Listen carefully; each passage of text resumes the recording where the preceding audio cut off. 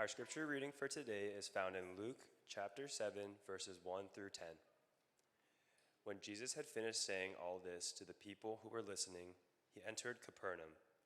There, a centurion's servant, whom his master valued highly, was sick and about to die. The centurion heard of Jesus and sent some elders of the Jews to him, asking him to come and heal his servant. When they came to Jesus, they pleaded earnestly with him, "This man deserves to have you do this, because he loves our nation and has built our synagogue." So Jesus went with them.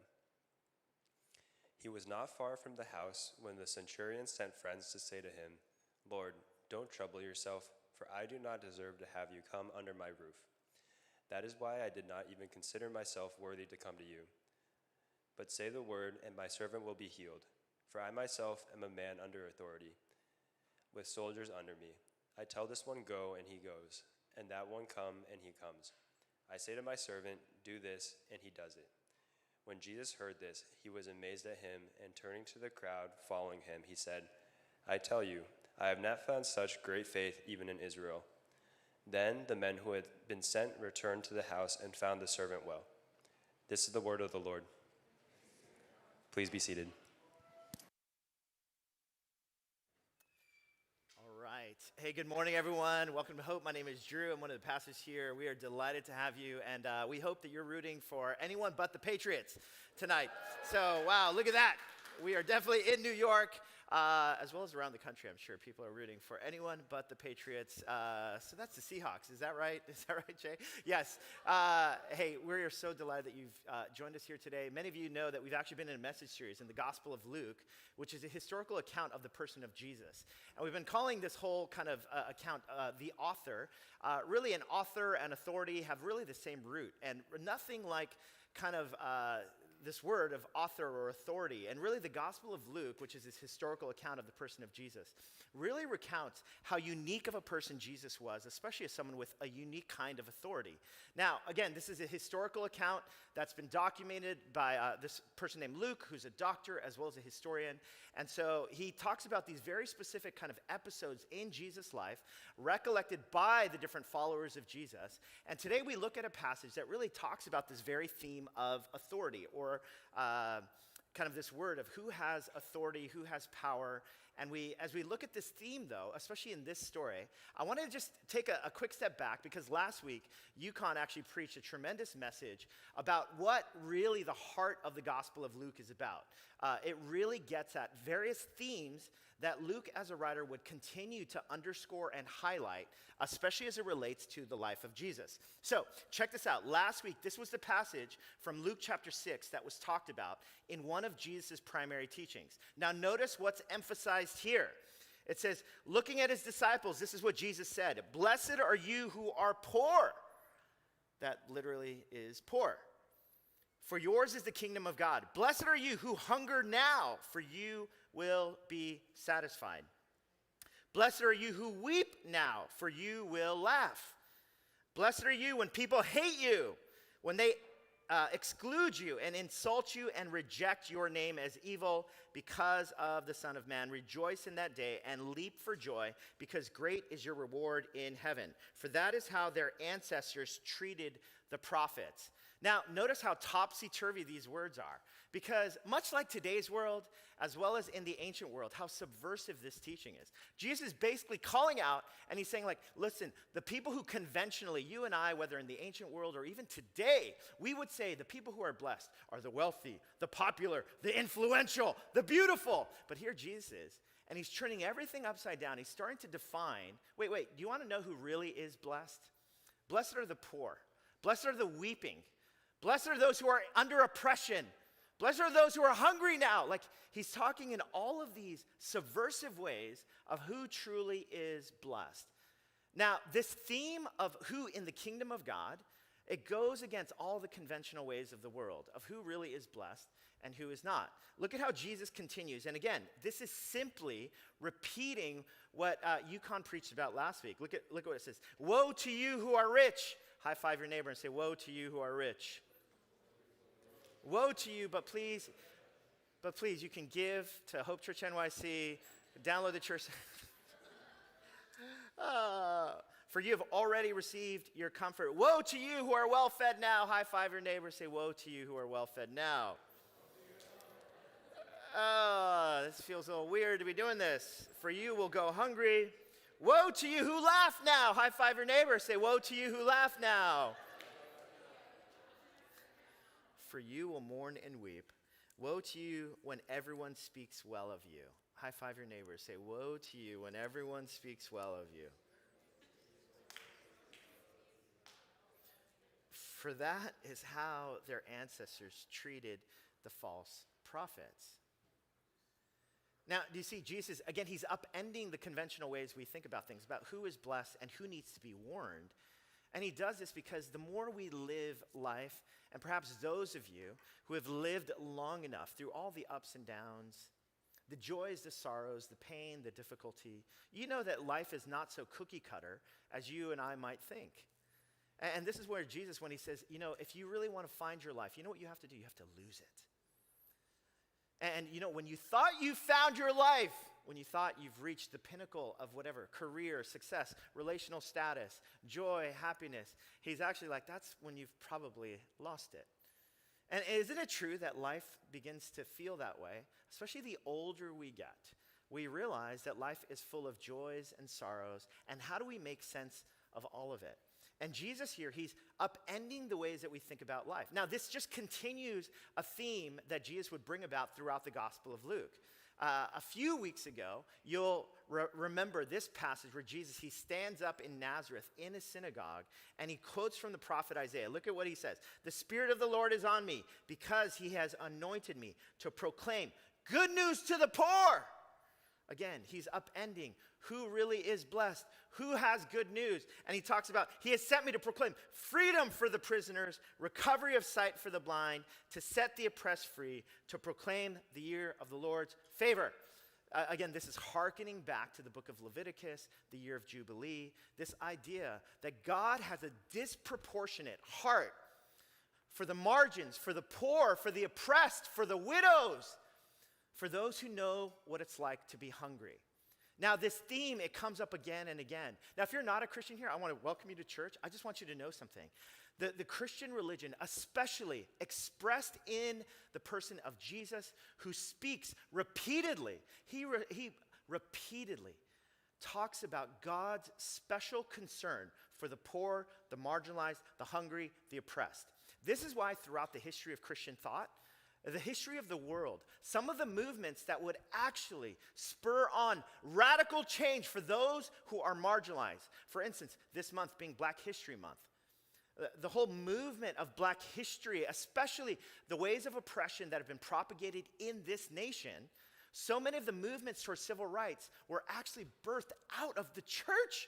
The Black church and its allies that would speak on behalf of the oppressed. The women's suffrage movement. Throughout the history of this country, women's rights, the way that women are supposed to be looked at and valued as dignified, and we have such a long way to go. A lot of that finds its traces in a theology and in the teachings of a person named Jesus, who would consistently speak about God's preferential heart for the marginalized and for those who have historically been oppressed, and that sin is at the root of all of those systems, as well as individual ways that we begin to denigrate other people.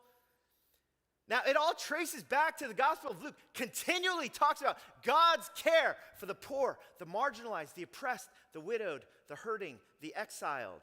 Time and time again, it gets no clearer than these passages where Jesus talks about, you want to know who's blessed? You want to know who God really cares about? Now, which brings us to today's passage, because if this theme is constantly talked about again and again, check out this passage, because the passage that was just read for us, look at what it says. When Jesus had finished saying all this to the people who were listening, he entered Capernaum. Now, Capernaum was this area in Galilee that was largely, it was under Roman occupation, which was generally, during that time, the region, the world power in that area of the known world at that time was Rome. They had the military strength, they had the power, they had the capital, they had everything. And notice, it says, there, a centurion's servant. Now, immediately someone would perk up. A centurion was someone within the Roman army who actually oversaw 80 to 100 soldiers, was kind of like this mid-level kind of overseer of the Roman Empire. So could you imagine? So a centurion, immediately, it's almost like, oh, that's interesting. A centurion's servant. The centurion, immediately, a Jewish person would think, oh, you mean those people who have power, those people who are oppressing us, those people who have authority to enact even violence against us, to force us to do things against our will. That's who a centurion was. But notice what's talked about with this particular centurion, whom his master valued highly, was sick and about to die. So this centurion is in a place of need. His servant is sick and about to die. The centurion heard of Jesus and sent some elders of the Jews to him. Now, do you notice the centurion has a certain amount of clout and power? He's able to take leaders within this oppressed minority group, the Jewish people, send these elders to go and talk to Jesus on his behalf. And notice what happens, asking him to come and heal his servant. Jesus' reputation has gone ahead of him. And Jesus basically asks that these elders are going on behalf of these centurions. Hearing of Jesus' power and authority, they go and ask Jesus, can you move on behalf of this centurion's servant? When they came to Jesus, they pleaded earnestly with him. This man deserves. He deserves to have you do this. Do you see what the elders are saying? They're like, Jesus, listen, if there's anyone that's worth showing up for, healing, doing something miraculous for, it's this centurion. Why does he deserve it? Now, it makes sense because he's a person in power. But it's not only that he's a person in power. Check out these other clues about the centurion. He deserves to have you do this because he also loves our nation and has built our synagogue. So Jesus went with them. You see, this is actually a centurion who not only is in a position of military power, but he's also someone that has somewhat been friendly to the Jewish community. So could you imagine, like the Jewish elders are willing to go to Jesus on his behalf because they're basically like, hey, this centurion, listen, he's a person of power and influence, but not only that, he's also friendly to our people. Can you please help him? And Jesus actually helps him. Now, fast forward in the story, look at what Jesus ends up saying about the centurion after Jesus does enact this miracle. Look at what it says. When Jesus heard this, he was amazed at him. It's amazing. Like he marvels at the centurion's faith. And turning to the crowd following, he said, I tell you, I have not found such great faith even in Israel. He marvels at the centurion's faith. And he basically says, then the man who had been sent returned to the house and found the servant well. Jesus has the authority. He basically heals the centurion's servant on his behalf. And he marvels at the centurion who's actually in a position of power and influence, a man who oversees 80 to 100 soldiers himself. Now, here's what's stunning about this, right? Because here's the reality. Jesus is someone who repeatedly, he's talking about, you know who God's heart is close to? He's close to the poor. He's close to the marginalized. He's close to the oppressed. The Jewish people, you know what it's like to be oppressed and in exile. And Jesus is close to them. But here's a reality. There's a centurion who, come on, Jesus. The Romans, they've oppressed us. They're the ones with power. Surely Jesus would not be close to the centurion. Or will he? And in this story, here's one of the deepest revelations. Yes, the Gospel of Luke will continually talk about how God is close to the poor, the brokenhearted, the oppressed, the materially not well off. Yes, Jesus is close to them, but in this story, he's actually close to the person in power. He's close to the person who has political clout, who has financial security. And here's basically what this is revealing about Jesus and his heart. Yes, Jesus and the Christian religion has a heart for the poor and the marginalized, but it's also this. It's that God's grace is also for the poor and the rich. It's also for the weak and the powerful. It's for the outcast and the insider. Yes, God's heart is unique for the poor and the marginalized, but this is not at the exclusion of those in power or wealth. Now, I know all of us in Manhattan are like, phew, right? Like, wow, God's grace is not just for the poor and the marginalized, those outsiders in Staten Island or whatever. Some of you are like, of course there was going to be a Staten Island reference here,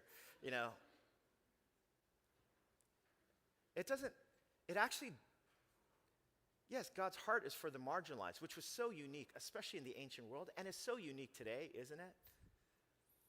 But I just want you to know that God's grace is also available for those who are in power as well. It's for anyone who needs it. And that means that anyone who follows Jesus, whatever station in life you might be in, maybe you're someone who, last week you hear the message and you're like, I'm poor right now. I'm hungry right now. I need the grace of God. And I want you to know God's grace is for you. But maybe you're also in a season where things are going really well with your stock portfolio. Maybe in your career or in your own life. Maybe you're someone who's gained a lot of influence in your vocation. I just want you to know God's grace is for you too. All of us can actually be recipients of God's grace. Now, that's just a stunning kind of truth and reality. Because, again, there's a part of us, I know there's a part of me that's like, no, God, I love the God who's for the underdog. But wait a minute, you're helping out this cat who's got power and influence as well? The answer is yes. Jesus and his grace is for everyone. Growing up as an ethnic minority in a neighborhood that didn't have a whole lot of Asian Americans in it, I always felt like an outsider, a loser, and I felt like the people that were favored in society were white people. And so I just kind of grew up with this idea that white people, they're privileged and they don't have any problems, and they're the ones who I see on TV and that sort of thing. And I didn't realize how deep that kind of like belief was in me. And then fast forward, here I was doing urban ministry here in New York, and I remember there was we were doing urban ministry in this very diverse neighborhood of Queens, and it was largely a non-white neighborhood. And so we're doing ministry to serve the needs of a lot of immigrants, which Queens is over 50% of Queens is foreign-born. And so I remember there was this mission team that came from this largely Anglo-white church in the Midwest. They came to help serve the needs of our church in Queens that was serving all these immigrants and kids and that sort of thing. And so delightful group that came. So I was actually in charge of helping this group of largely white people serve the needs of our neighborhood. So this group comes, anyhow, and there were a bunch of teenagers. And I noticed there were all these kids, and there was this one young teenage high schooler who I was just like, oh, she was white, blonde, and I was just like, oh, she probably is like the cool kid that everyone thinks is, she's probably the popular one. Because, again, that's how my mind and heart had been kind of perceiving people. So I was just like, you know what? And we were putting together a skit that we were doing for this outdoor play. And so I was like, you know what? I'm going to make her a tree. Give her the part. She's probably used to being the star of the show. Just kind of like, I just had these kinds of preconceived, I judged her, I was just like, oh yeah, I'm going to show her. She's going to be the tree, And so she was a tree. She had a great attitude. She was a lovely person. And so we do the play and everything, and she's like so grateful for the whole week. And I was just like, wow, she's just an incredible person, humble, kind, servant-hearted. And so throughout the week, one day I finally just sit down and I just ask her about her life. How's it going? And she starts telling me her own story. And she tells me about how it's been really hard at school because some of her closest friends have been really harsh and mean towards her. And even though she was in high school, she looked older than she was in high school. And she shared about how some of her friends, even her best friend, would often remark about how resentful she was towards her because of how she looked and how she was pretty and popular and all these things. And she was telling me about how she had lost some really close friends who were really mean to her. I'll say, oh, that's probably high school, you know. And then she goes on to tell me about how, as a young teenager, and she was probably like 15 at the time, she tells me about how it's been so painful for her because she looks older. Like walking around, she would often get hit on by older men who would catcall and say really denigrating, hurtful things to her. And she was sharing these experiences of her life as a 15-year-old kid about her own feelings of pain, alienation, being judged, spoken to with such harshness and meanness. My heart just broke. And here I was, I had just all these preconceived notions because my own woundedness, my own kind of perceptions as an ethnic minority growing up. And here I thought, this person, surely she doesn't have any problems or issues in the world.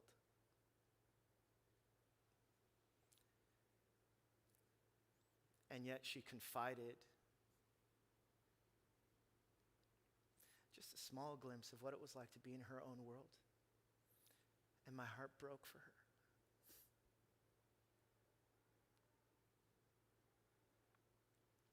Now, do systemic injustices exist? Absolutely. Is there, are there, because we live in a fallen, broken world, both individually and corporately? Yes, all of that is true. But I just want you to know, like, every single one of us, whatever background we might have, all of us, at some point or another, need the grace of God.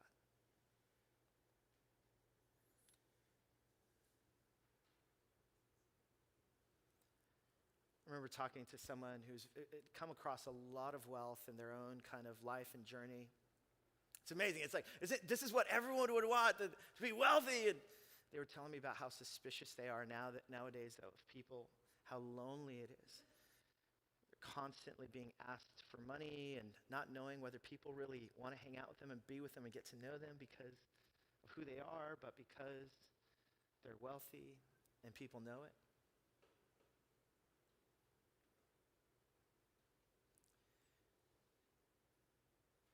Again, there's all these perceptions of the haves and the have-nots. And even perceptions in church sometimes. Sometimes people can be guilted into, oh, this is who Jesus really cares about. But I just want you to know, friends, God's grace is for the poor and the rich, the weak and the powerful, the outcast and the insider. All of us as human beings need grace. And yes, blessed are the poor. But God and Jesus marvels at the faith of this centurion, a person in power, is able to commend and say, I've never seen such faith. Now, what is the texture, though, of this centurion's faith? Because it's not only that God's grace is for all these people in different kind of statuses and somewhere on the social ladder. It's God's grace is unique for this person as it is for anyone. Because notice the story. It says, the centurion heard of Jesus and sent some elders of the Jews to him. This is the kind of power and authority he has. Asking him to come and heal his servant. When they came to Jesus, they pleaded earnestly, this man deserves to have you do this. Basically, the Jewish elders are basically on behalf of this man. They're like, listen, if there's anyone from Rome that deserves your grace, Jesus, right now, it's this man. He deserves it because he loves our nation and has built the synagogue. But notice what happens. See, this word for deserve, it actually comes up again in the text, the same Greek word. It comes up again, and notice where it comes up. It says, he was not far from the house when the centurion sent friends to him to say to Jesus, he says, Lord, don't trouble yourself, for I do not deserve to have you come under my roof. This is a centurion talking. And he says, that is why I did not even consider myself worthy to come to you. In other words, here's what the centurion is doing. The Jewish elders are like, listen, Jesus, if there's anyone that deserves it, it's this guy. He's a position of power, but he also loves us. He's leveraging his power for the good of our people. The Jews are speaking about how worthy this guy is. And here, the centurion is actually like, Jesus, I just want you to know, I don't deserve you. I am not worthy.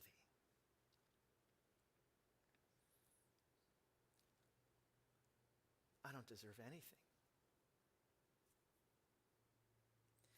And in so doing, here's what it reveals about this rich, powerful man. Again, we don't know how rich he is, but again, he was part of the Roman class and he was a centurion. But out of someone in power, what it reveals is that the nature of his faith that Jesus is so impressed with. Even the Jews are like, this cat deserves it. And this guy's like, listen, I don't deserve it. I'm not worthy. Remember, God's grace is for the poor and the rich, the powerful and the weak, the outsider and the insider. Now, why? What's the common thread? It's that God's grace is for the humble. It's for those who are able to humble themselves and not be bigger than who they are. It's for people who carry about them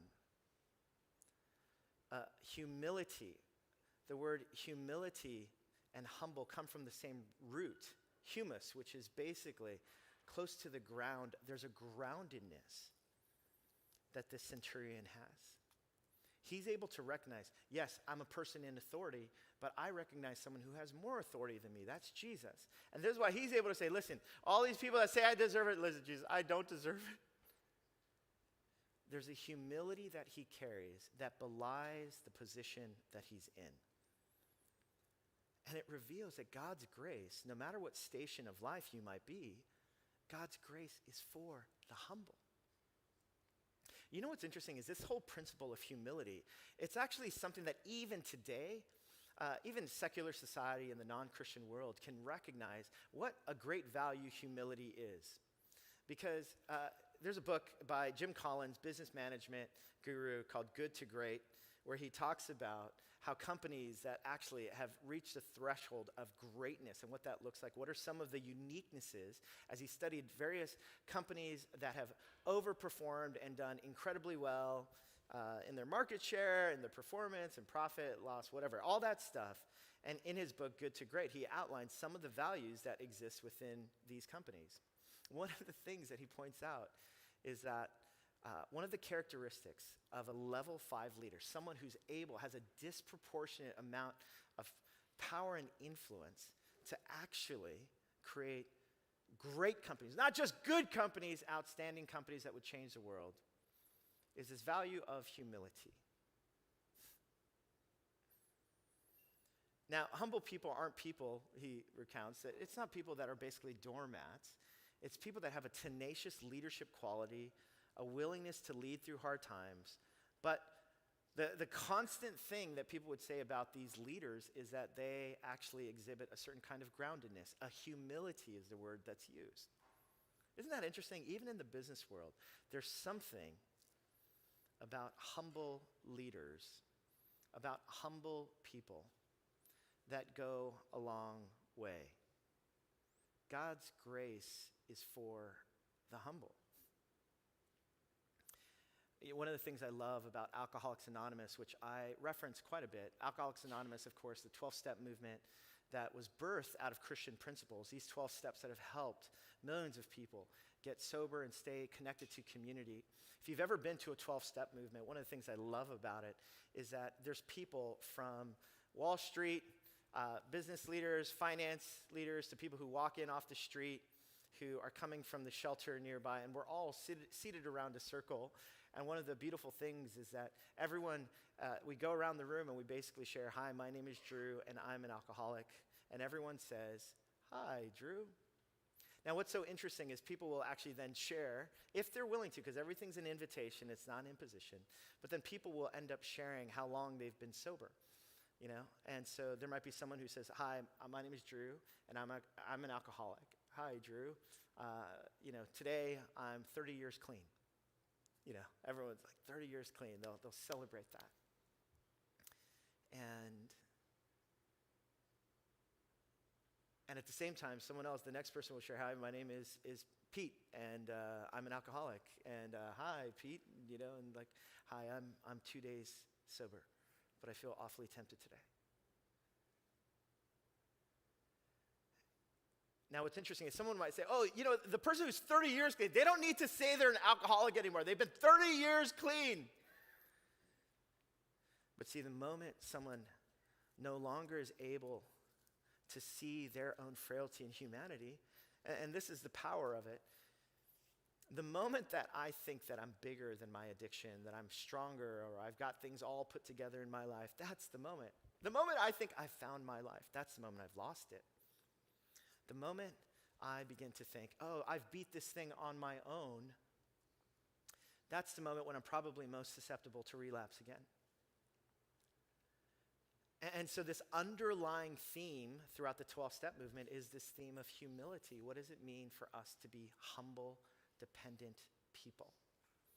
Now, here's the thing. As New Yorkers, we are taught, like, hey, listen, humility, that's for people from Mississippi or something. I don't know. Like, New Yorkers, we are, and honestly, there's a part of me when it comes to like my own, like my New Yorkness tends to, I was remembering, it's so cold today, and my wife Tina, though, whenever it gets this cold in New York, she often says to me, because she went to college in Chicago. Anyone from Chicago here? And she's like, she goes, you don't understand, this is Chicago, like every winter. And so I remember my first time in Chicago during the winter. I'd never been to Chicago before, and I was wearing I had my coat and everything. She goes, Drew, you need a bigger coat in Chicago. And I was like, whatever. And she's like, listen, I am telling you, the level of cold is different. It's different in Chicago. And I was like, girl, I'm from New York. I didn't say girl. Don't tell her I said that, by the way. she knows. If you know Tina, she's fierce. She won't let me talk to her that way. But anyhow, I was like, come on, I'm from New York. So I end up going, she's like, I'm telling you. So I end up going to New York. It was like, as cold as this is, I got blasted. I mean, I was like, oh, I got so sick that the thing that I was there for, I ended up not being able to attend because I got so sick, and it was so cold outside, and my coat was too thin. And then I remember when I was calling her on the phone, I'm like, honey, I'm just going to stay in bed today. It's so cold. And she was just like, you're from New York, huh? That's, again, for New Yorkers, isn't it like that's so reminiscent of the way that we carry ourselves. And yet, what does it look like for us to be a humble people? Whatever your class, whatever your background, whatever you're going through, what does it look like for us to carry a kind of humility? But notice there's a specific kind of manner of this centurion's humility. Look at what it says. It says, he was not far from the house when the centurion sent friends to him. Lord, don't trouble yourself, for I do not deserve to have you come under my roof. That is why I did not even consider myself worthy to come to you. But notice what the centurion does. He says, but listen, to the one who has authority, just say the word. He's able to recognize Jesus' authority. He just say the word and my servant will be healed, for I myself am a man under authority with soldiers under me. I understand the nature of authority. My superiors, they have authority over me. I have superiority over these 80 to 100 soldiers. I know what authority looks like, and I know you have it. I tell this one, go, and he goes. And that one, come, and he comes. I say to my servant, do this, and he does it. So this centurion, in a humble way, is able to actually correctly identify his own authority, but in light of his own authority, he's actually able to identify Jesus' authority. And see, the nature of his humility is actually exemplified by his willingness to come to Jesus and to actually say, Jesus, I just need you to say the word. He's able to humbly ask for what he needs. Humble people freely express their needs. They're able to actually ask for help. They're able to say, I'm not just so self-reliant that I can do this on my own. I need you to say the word. I need you.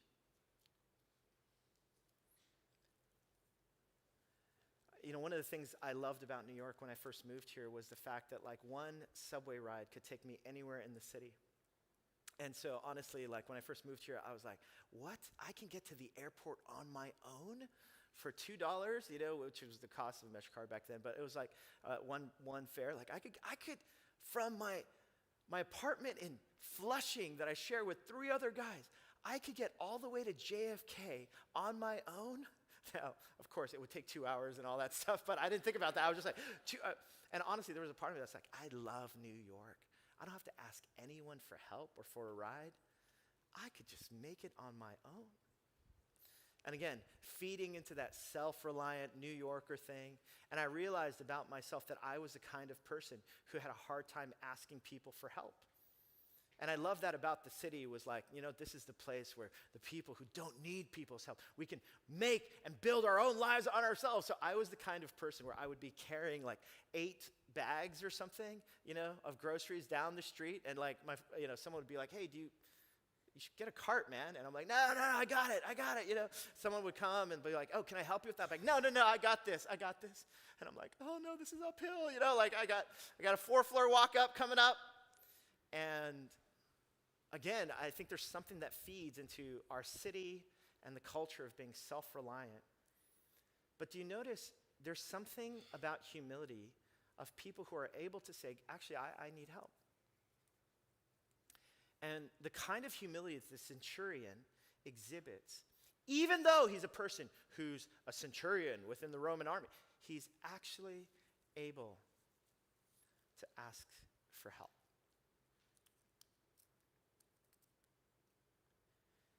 And I wonder for each one of us as self-reliant, we've got it all together, New Yorkers.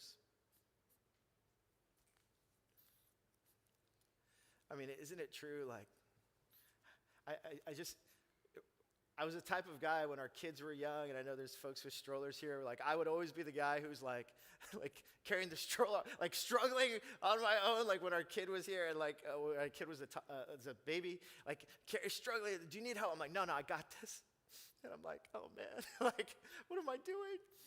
Soon after, I was like, hey, can you help me carry this up? I'd just be asking strangers. But I realized like that propensity to be self-reliant, do things on my own. There might even be a propensity for some of you all here where you're going through stuff and it's so hard just to ask for help, to reach out to someone and say, I need your help. I'm going through stuff. But humility is actually marked by a willingness to say, I need help. Jesus would continually teach about asking, seeking, and knocking. It's amazing, though, because early on in my Christian life, I was taught, don't ask for anything, only what God wills. Now, while that's true, there's also all these invitations for us to ask God for what we want, to ask, to seek, to knock. But say the word. That's what the centurion is. He's like, just say the word. Jesus, will you just say the word? Can you come through in this way? Just say the word. So here's what I would like to do for us to close. You know, I've talked about humility is the marker What does it look like for each one of us to be grounded again, to be humbled again, whatever our station in life, to let down our New York, I've got it all together, and just to, if you were to imagine Jesus, and what are the things right now for you in your life where you would just like to say, Jesus, just say the word. My mom is sick. Will you just say the word, Jesus? Having a hard time financially. Just say the word. Going through a season of anxiety and loneliness. Just say the word, Jesus. I'm really anxious about the future and my career. Will you just say the word? Now, is there an inappropriateness to some of the things that we ask for? Absolutely. I've prayed many times to win the lottery. But there's a way in which Jesus wants to give us the freedom to ask. So here's what I'd love for us to do. Henry Nouwen talks about when we pray with open hands, and here's an image of just open hands. What are the things today for you that you're like, Jesus, say the word? Can you come through in this way? For my kid, can you come through in this different way? For my future, for my relationships. And to have the humility to not be self-reliant New Yorker, but to just be a person who recognizes the one with all authority, which is Jesus, invites us to ask, to seek, to knock. So I'm just going to give you a moment. Just say the word. Almost imagine with open hands saying the word, God, I need help in my marriage. God, I need help with this project. And you can find yourself saying to Jesus, just say the word, Jesus.